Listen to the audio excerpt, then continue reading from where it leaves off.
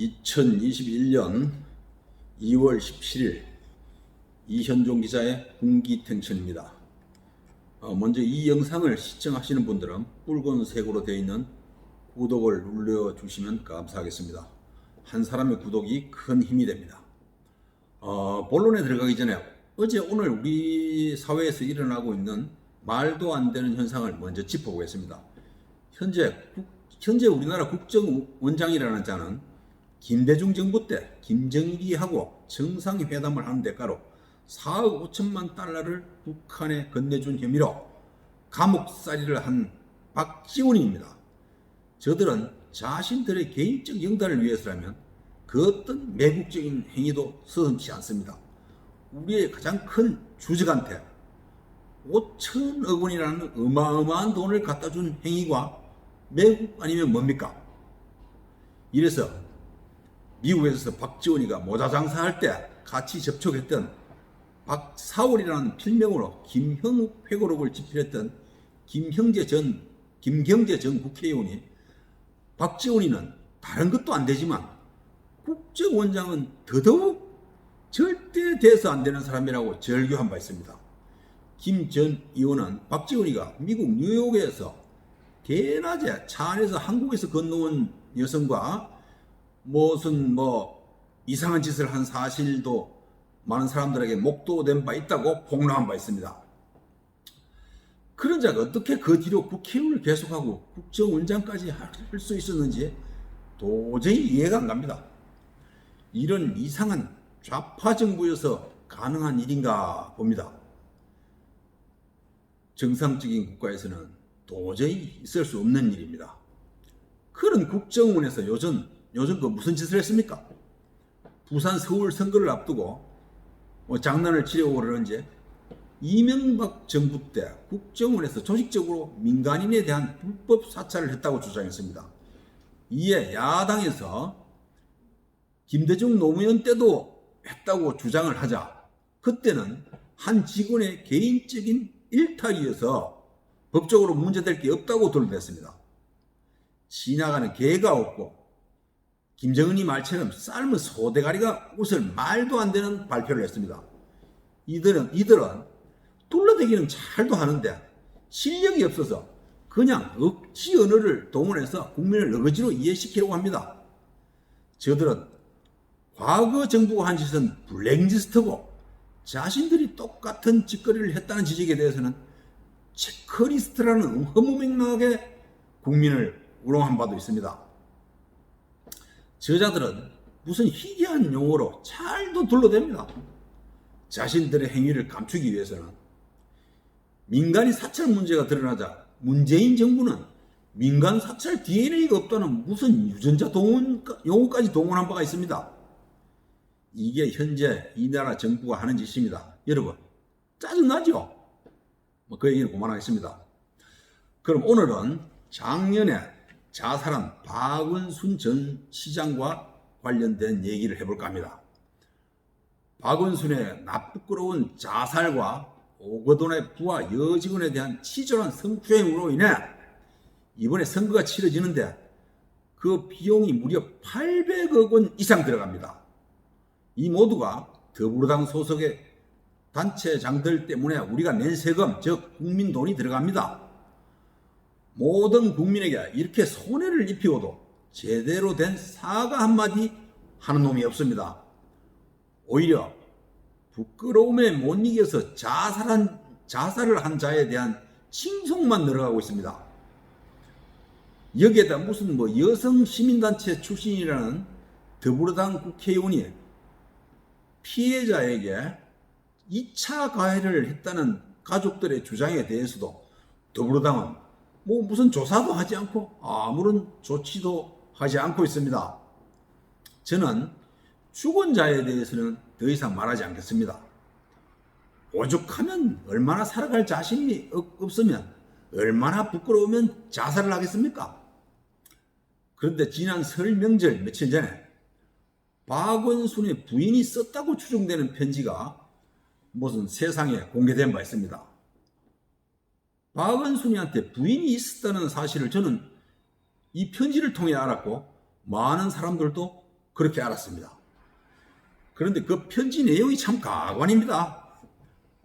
꼭 우리가 어릴 때 비행 청소년 부모들이 그랬고, 지금도 사춘기 비행 소년 소녀 자녀를 둔 많은 부모가 하나같이 하는 말과 똑같습니다. 예나 지금이나 비행 청소년을 둔 부모들은 대부분 자기 자녀를 먼저 두둔합니다. 즉 이렇게 말하죠. 내 자식은 착해 빠졌는데 못된 친구를 잘못 만나서 그놈들한테 게임에 빠져서 나쁜 길로 들었다는 말을 많이 합니다. 즉 그저 자기 자식은 세상 물자가 아무것도 모르는 순진무구한 착한 애라는 겁니다. 따라서 내 자식이 한 짓은 전부 나쁜 남의 자식 때문이라는 생각을 하고 있습니다. 정말 그렇습니까? 그렇다면 모든 자식들은 다 착해야 됩니다. 원래 나쁜 놈은 하나도 없어야 됩니다. 받아들이기 힘들겠지만 정신 있고 양식 있는 부모라면 남의 자식 탓하지 않습니다. 그저 내가 가정교육 잘못 시켜서 이렇게 됐구나 하고 한탄을 합니다. 후회합니다. 왜? 믿고 싶지 않지만 오히려 내 자식이 남의 집 귀한 자식들 오염시켰다고는 생각하지 않습니까? 내 자식이 우선 잘못됐다고 먼저 인정해야지 올바른 처방이 나오고 자기 자식을 정상적인 상태로 돌려놓을 수 있는 겁니다.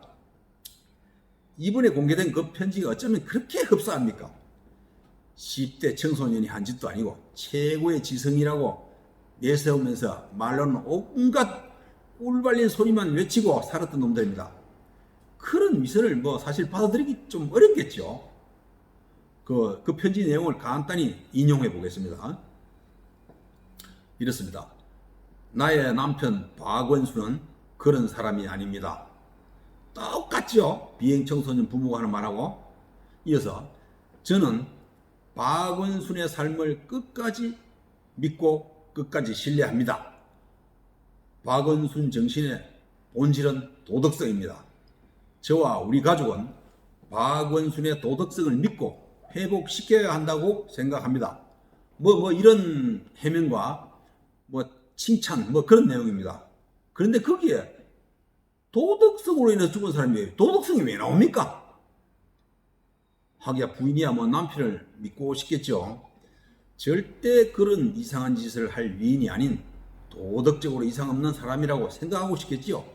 그러나 자신이 남편을 믿는 것과 현실은 다른 겁니다. 비행 청소년 부모가 자기 자식은 너무 착한 애라고 믿고 싶지만 현실이 그렇지 않은 것에 대해서도 인정하고 받아들여야 하는 거 아닙니까? 어쩌면 비행 청소년을 두둔하는 지 자식밖에 모르는 부모가 하는 말과 그렇게 똑같습니까? 왜 가족들 입장에서 대신이라도 부끄러워하고 피해 당사자에게 사과하면 안 됩니까? 도저히 그 위선을 수용할 수 없습니까? 이런 말도 안 되는 유치한 편지질을 하고 비행 청소년 부모나 잘못된 가족을 둔 부모는 모두 그런 사실을 믿고 싶지 않아서 그렇게 둘러대고 모면하려 합니다. 이해합니다. 시청자 여러분은 세상에 제일 치사한 놈이 어떤 부류의 인간이라고 생각합니까? 사기꾼보다 더 치사하고 도둑놈보다 더 더러운 인간이 부하 여직원 농락하는 놈입니다.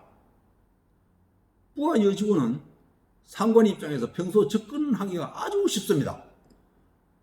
해당 여직원은 어지간한 노골적인 행위가 아니면 딱 잘라서 자신의 은행을 회피하거나 거부하기 어렵습니다.